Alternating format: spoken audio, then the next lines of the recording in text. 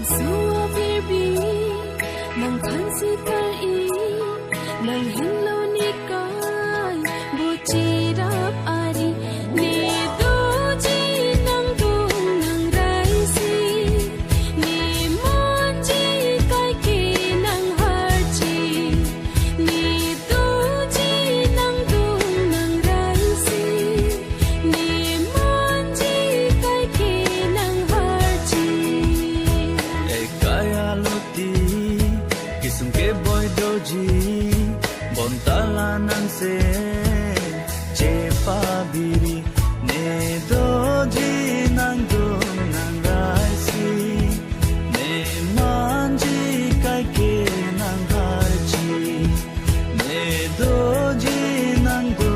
nang rai si ne manji kai ke nang har chi.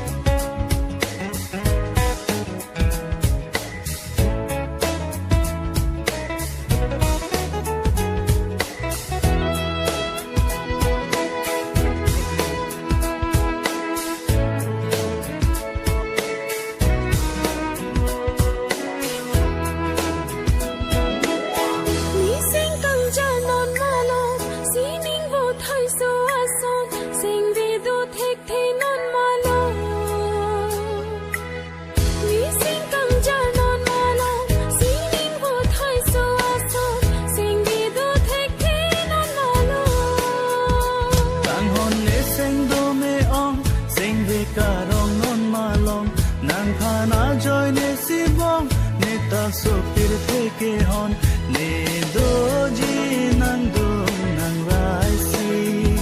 ne manji kai ke nang har chi.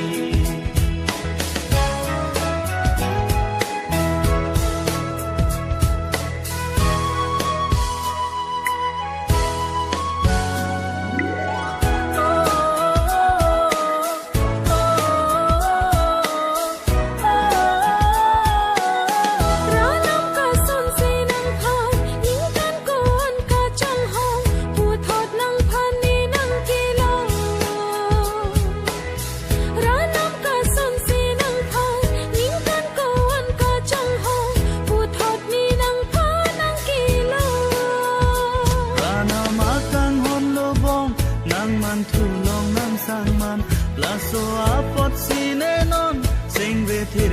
nang par man